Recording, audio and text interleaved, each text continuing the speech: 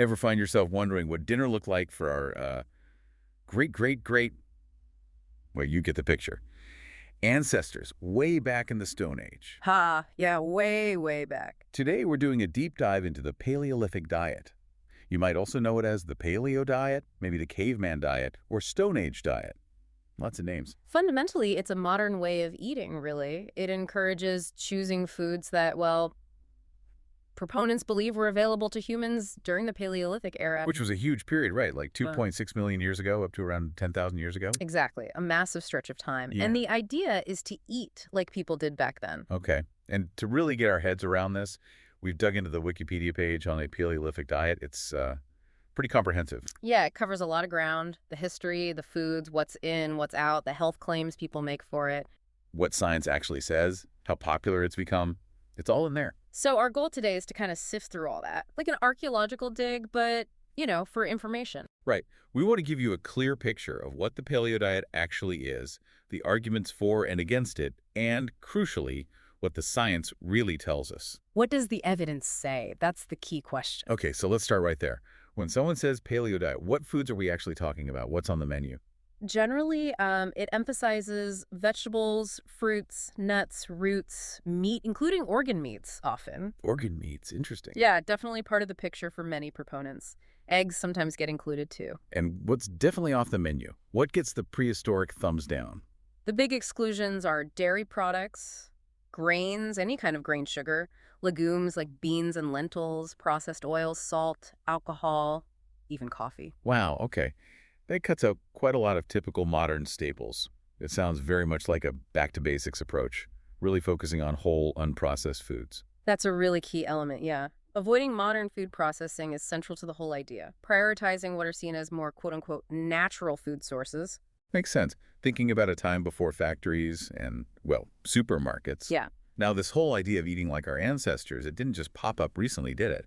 There's a history here. Oh, definitely not. You can see sort of early sparks of these ideas about primitive diets way back in the 19th century, actually. Really? Like who? Well, there was a guy named Emmett Densmore who famously declared that bread is the staff of death. Wow. Strong words. Very strong. And interestingly, on the other side, you had John Harvey Kellogg, yes, that Kellogg, who actually argued for a diet rich in starches and grains. He thought that was closer to what ancient people ate. So, completely different tastes even back then. Fascinating. When did it start looking more like the paleo diet we hear about today? Things started to crystallize a bit more in the mid-20th century. Arnold DeVries wrote a book in '52, Primitive Man and His Food. Okay. Then Richard McCarness in '58 suggested a low-carb Stone Age diet in Eat Fat and Grow Slim. Some people see that as an early nod towards the weight loss angle of modern paleo. Interesting. So a few people were exploring the idea, but who really pushed the meat-centric version? That was probably Walter L. Volklin, a gastroenterologist. His 1975 book, The Stone Age Diet, really championed meat. Very limited veggies and starches. And his argument was? He basically stated that humans were exclusively flesh eaters until about 10,000 years ago. A very strong claim. Yeah, no kidding. Yeah. But it feels like the current version, the one that got really popular, came a bit later and had a slightly different emphasis. You're absolutely right. A pivotal moment was 1985. Stanley Boyd Eaton and Melvin Connor published this really influential article in the New England Journal of Medicine. What was their main point? Their core idea was that modern humans are still biologically very similar to our pre-agricultural ancestors, almost like we're, genetically wired for pre-agricultural foods. The discordance hypothesis. That's the term you hear a lot, right? Can you break that down a bit? Yeah, essentially, it's the idea that there's a mismatch, a discordance, between our ancient biology, our Stone Age genes, if you will, and our modern diet and lifestyle. Full of processed foods and things our ancestors never saw. Exactly. And this mismatch, they proposed, is the root cause of many modern chronic diseases. Obesity, diabetes, heart disease, and so on. Like running new software on old hardware. That makes intuitive sense as a starting point. So how did that academic idea turn into such a huge diet trend? Right, that's where Loren Cordain comes in. He has a background in health science and physical education. In the early 2000s, he really popularized these ideas with his book, The Paleo Diet. Published in 2002, I think. That's right, and he actually trademarked the name The Paleo Diet. His version tended to put a bit more emphasis on animal products compared to what Eaton and Connor first suggested. So Cordain really became the face of the modern paleo movement, and it caught on fast. It really did. By 2012, people were calling it a latest trend in dieting, driven a lot by the books. And then get this, in 2013 and 2014, it was the most searched weight loss method on Google. Wow. Top of the Google searches. That's huge. And it wasn't just a quick fad. It seems to have had staying power. Definitely. By 2019, the estimate for the whole paleo diet industry, books, food products, services, all that was around $500 million. $500 million. Mm. That's serious money. Clearly, a lot of people bought into the idea of eating like our ancestors. Now, you mentioned earlier it's a reimagining, not a perfect copy. Why is that distinction important? Oh, it's absolutely crucial because we simply can't perfectly recreate those ancient diets. And frankly, in some ways, we probably wouldn't want to. Oh, so? Well, think about food availability. It was incredibly variable, seasonal, dependent on migrations, plus some actual Paleolithic practices like occasional cannibalism in certain groups, obviously not part of the modern diet plan. Right. Good call. Let's leave that one in the past. So, the principle is ancient, but the practice is modern. And you mentioned the specifics can vary too, even among paleo advocates. That's a really key point. Eaton and Connor's original vision back in '88 actually described a diet that was surprisingly plant-heavy, maybe 65% plant-based calories. Really, that's not the impression many people have. No, because the versions popularized later, like Cordain's, tend to emphasize animal products much more. So there isn't just one single paleo diet, strictly speaking. There's variation within the movement. That's a big difference, mostly plants versus leaning more towards meat. Now, one thing that's almost always out is dairy. What's the thinking there? The main rationale is historical.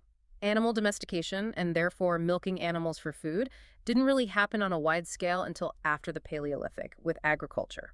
So the argument is simple. Our Paleolithic ancestors didn't drink milk besides mother's milk as infants. Okay, that makes sense chronologically. But digging into this whole ancestral diet idea, it feels like it gets complicated pretty quickly, doesn't it? It really does. Marion Nessel, the molecular biologist, makes a great point. She says our knowledge of the exact proportions of animal versus plant foods back then is actually pretty limited.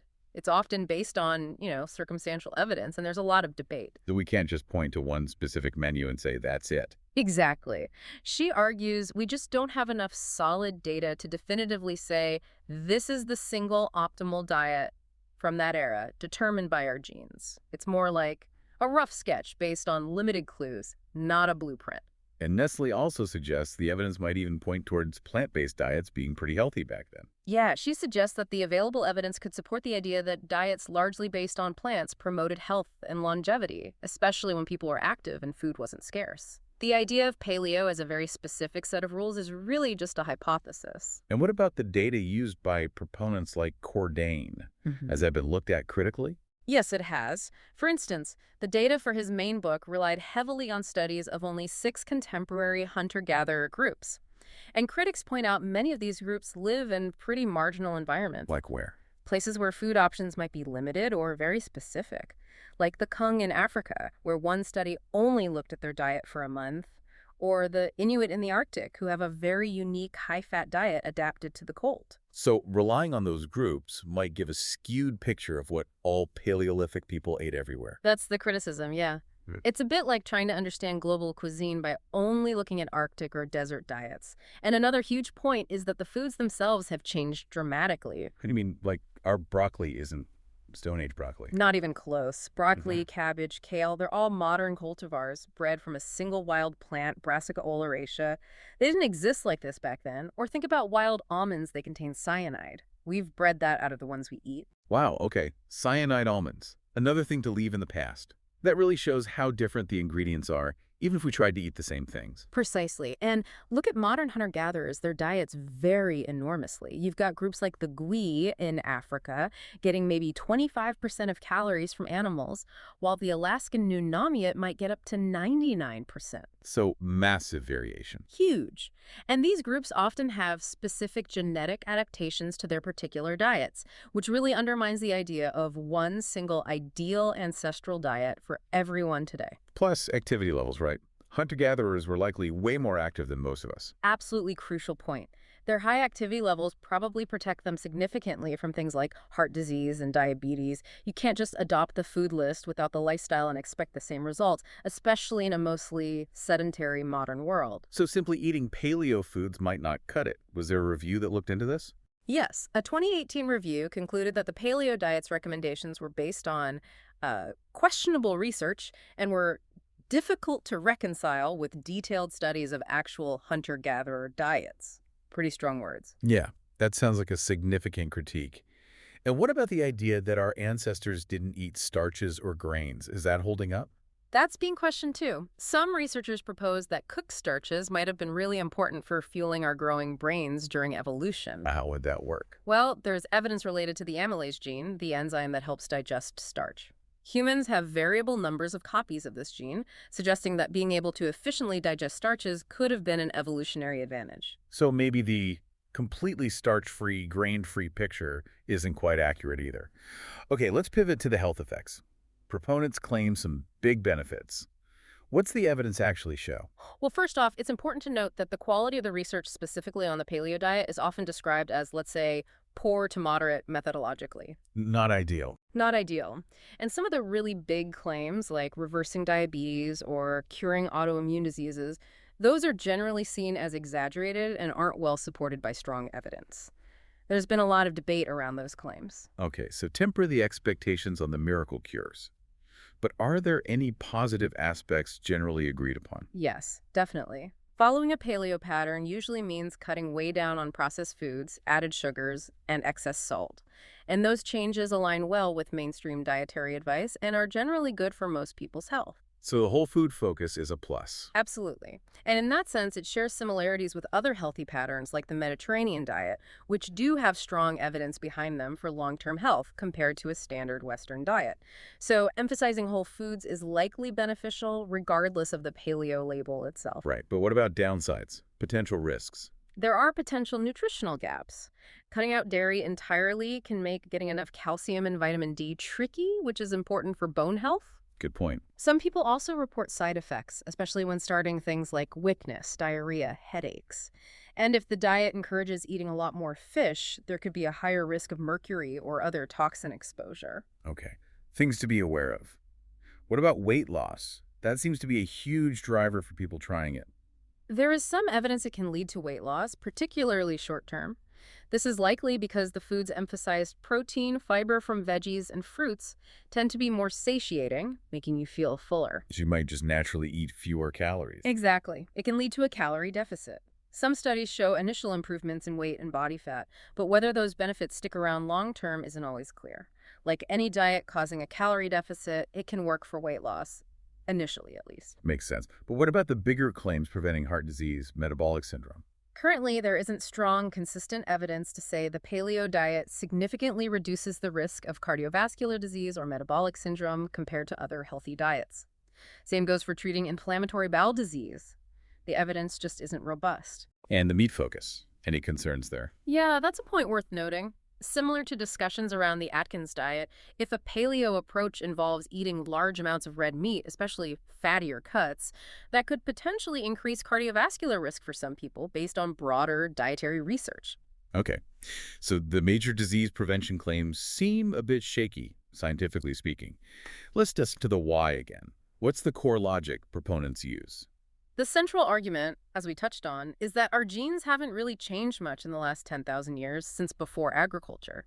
So the diet from the Paleolithic era is supposedly the only one that perfectly fits our genetic makeup. Lauren Cordain's line, the one and only diet. That's the one. The idea is our bodies just haven't adapted to handle grains, dairy, legumes, all the post-agricultural foods. And the diseases of affluence are the result of this mismatch. That's the argument. But a counterpoint often raised is lifespan. Maybe hunter-gatherers didn't get those diseases as often simply because they didn't live as long, on average, as people in affluent societies do today. Right, they might not have reached the ages where those diseases typically manifest. And the evolutionary discordance hypothesis, and that's the scientific term for this mismatch idea. Yes, exactly. It posits that chronic diseases arise from this disconnect between our Stone Age genes and modern lifestyles, with diet being a huge part of that lifestyle. The paleo diet recommendations are basically a direct application of this hypothesis. But it sounds like scientists aren't all convinced by this hypothesis, or at least think it's maybe too simple. You're right. Critics argue it's a bit oversimplified. It kind of glosses over how incredibly flexible and adaptable humans have been with diet throughout history. We can thrive on a very wide range of foods. We're dietary generalists, in a way. Pretty much. And we have clear examples of genetic adaptation to new diets after the Paleolithic. Like digesting milk. Lactase persistence is the classic example. The ability for adults in some populations to digest milk sugar evolved after animal domestication. If we were so rigidly stuck in the Paleolithic, how did populations successfully adopt agriculture with its grains, dairy, and legumes? Arguably, those foods would have been detrimental if we couldn't adapt at all. So our genes aren't frozen in time, they've continued to evolve. Exactly. And DNA analysis from ancient human remains keeps showing more and more evidence of ongoing adaptation to different diets long after the Stone Age. It directly challenges that core paleo premise. So scientists are pushing back on the no evolution since the Stone Age idea. Strongly. Marlene Zook, an evolutionary biologist, basically says it's a misconception that our genes are identical to 10,000 years ago, and that even 10,000 years is plenty of time for significant evolutionary changes in digestion. And others agree. Oh, yeah. Paleoanthropologist Peter Unger flat out calls the paleo diet a myth, both because there wasn't one single Paleolithic diet, it varied hugely by time and place, and because humans are always evolving. A work in progress. Exactly. And Anne C. Stone, an anthropological geneticist, is quite emphatic. She says basically, it drives me crazy when paleo diet people say we've stopped evolving. We haven't. The evidence shows adaptation to agriculture. So the scientific consensus seems to be that the genetic argument for paleo is, well, flawed. That seems fair to say. Even Melvin Konner, one of the original discordance hypothesis proponents, has suggested that maybe the biggest dietary challenges for our ancient genes haven't come from agriculture itself, but from much more recent ultra-processing of food, say in the last few hundred years. That's a really interesting nuance. Maybe it's less about grains and dairy themselves and more about turning them into, I don't know, sugary cereals or processed cheese. Potentially, yeah. It shifts the focus from the types of whole foods to the degree of processing. Okay, interesting. Now, shifting gears again slightly, what about the environmental impact? Especially with that meat focus. That's a growing concern. A 2019 analysis looking at U.S. diets actually ranked the paleo diet as more environmentally harmful than a standard omnivorous diet. More harmful. Why? Primarily because of the higher meat consumption it often entails. Meat production generally has a larger environmental footprint: land use, water use, greenhouse gas emissions. In that study, only the keto diet ranked worse environmentally. Wow, that's significant. Yeah, author Elizabeth Colbert echoed this, prolonging the paleo diet potentially an environmental disaster because meat is so resource intensive to produce compared to plants. Definitely something to factor in, especially today. Okay, finally, let's talk about its popularity and the whole scene around it. It's more than just food, right? Oh, absolutely. It's become a whole lifestyle, almost an ideology for some. You see paleo-branded everything, cookbooks are bestsellers, there are apps, snacks, even clothing sometimes. That $500 million market you mentioned. Exactly. And despite the scientific questions we've discussed, that market keeps growing. It shows a really strong consumer pull. And how is it marketed? What's the appeal? A lot of it relies on an appeal to nature, this idea that natural equals better or healthier. Sometimes you even see hints of conspiracy theories, like suggesting mainstream nutrition advice is wrong because of influence from the food industry, or even a vegetarian lobby. And sometimes products get labeled paleo-approved, even if the link to actual Paleolithic eating is pretty tenuous. So it taps into distrust of modern systems and a desire for something seemingly simpler or more authentic. I think that's a big part of the appeal, yeah. It's a fascinating mix of diet, history, marketing, and culture. It really does sound like it. So let's try and sum this up. The paleo diet is this modern take, based on ideas about ancient eating habits. Right, based on certain assumptions about the past. It might have some short-term benefits, mainly because it cuts out processed stuff, which aligns with general health advice. True, the whole food aspect is generally positive. But many of the big health claims lack strong scientific backing. There are potential nutritional downsides, and maybe environmental ones too. And that core idea that our genes are stuck in the Stone Age seems pretty debatable according to evolutionary science. Yes, the evidence for ongoing human evolution, including adaptation to diet, is quite strong and challenges that fundamental premise. So what's really interesting is thinking about why this idea holds such appeal. This return to a supposedly simpler, more natural way of eating. It definitely seems to resonate with a desire for health, maybe a distrust of modern food systems, but it might be based on a bit of a romanticized, maybe not entirely accurate view of the past. And that brings us to our final thought for you listening. Given everything we know now about human evolution, our adaptability, the sheer diversity of diets humans have thrived on, does trying to rigidly stick to one specific idealized version of a past diet really make the most sense for our health today? And what does that fascination with a specific natural past tell us about our relationship with food right now and the stories we construct about what's truly optimal for us? It definitely raises questions about how we use history, or interpretations of history, to guide our choices today. Lots to think about. It certainly is. It underscores the need for critical thinking when evaluating any dietary trend, really. Absolutely. We always encourage you to keep exploring, maybe talk to qualified nutrition professionals if you're considering big dietary changes, and just approach all this health information with a curious and critical eye.